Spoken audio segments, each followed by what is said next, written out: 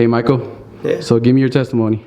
Oh, okay. So this happened about 2 years ago. But before I start that, I just have to say, let's see here. Yeah. Psalms 23. The Lord is my shepherd. I shall not want. He make me lay down in green pastures and leadeth me beside still waters. He restoreth my soul. And that's 1 and partially 3. 1, 2, partially 3. So, to quote Smith Wigglesworth, if you seek nothing but the Lord's will, you'll always be at the right place at the right time. For me, this was actually quite cool. I went to go see a friend's wedding and everything, and as I was up there, I got to meet a friend that was, I only talked to briefly, but while I was up there, I was able to preach to all my friends, and even him too. We called him Slinky, and Slinky had some deformities, and he kind of had questions about God, and he's quite an alcoholic too. I got to know the guy, and after a while of telling people everything, he started asking me questions. It was a really funny thing. He started asking me Bible questions constantly. And so I gave him all the answers because I've been studying under Keith, and, thank God, I've been able to understand it's all God. It's all, not Keith, but it's all God, you know what I mean? But thanks to God giving me all the answers, reminding me, I was able to give him all the time. And he started getting mad at me, and he's like, dude, why do you always talk about God? Why do you always go? I'm like, dude, stop asking all these questions, and I'll mention God on my own time, it's the funniest thing. But then he'll start asking more questions, and then I'm like answering him, and then he gets mad at me. Answer your question, mad, It was all this crazy thing, My mother actually was like thinking I was being a little too pushy and stuff like that.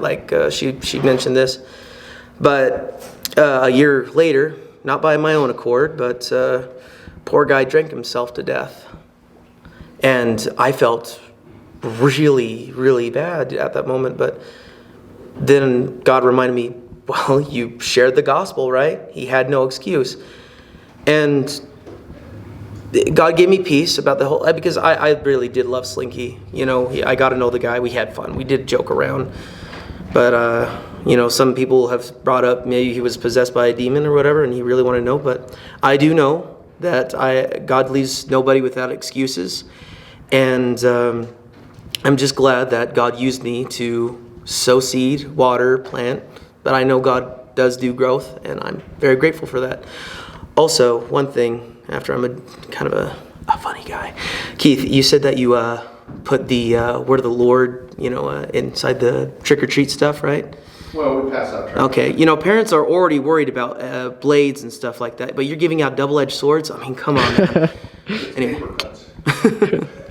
Is that it? Is that your testimony? Yeah, that's all I have to say. God bless you, okay? So pretty much what you're saying is you were kind of like Ezekiel. You gave him the word, let out of your hands, and you're not feeling guilty, even though you feel sorry for him. Oh, I feel fully sorry. I like I said, I love the guy. I got to know him. We joked around. We really did. In fact, probably sounds dumb, but I wish there was adult jungle gyms, stuff like that, playgrounds. I think that would be so cool. We talked about over in California, they have those workout sessions, but just dumb things like that. How you have dumb conversations, but one thing nonetheless, to remember is, what if you had not been able to tell him about the Lord? What if you had made an excuse and then you find out he died?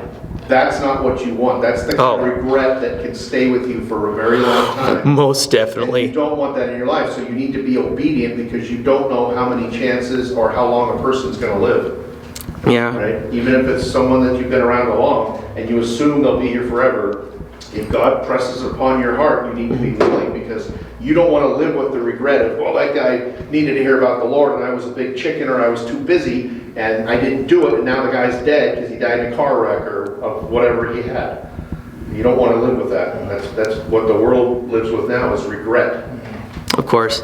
And just to add on to it, God's done this actually more than once with me. There was another man named Ted, not giving out the last name, but he was an invalid man. I helped take care of him.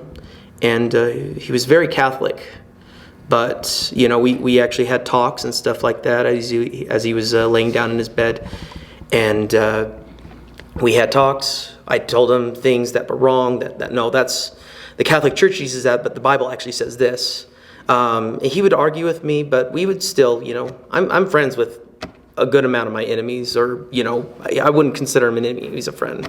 But I'm just saying, like, God's given me a good, like how he says, you know, in the Bible it says, you know, you set a table out for me in front of my enemies, you know, I've had peace with my enemies. You know, in Proverbs it mentions, you know, when you're doing the right with the Lord, you know, even he makes your enemies have peace with you.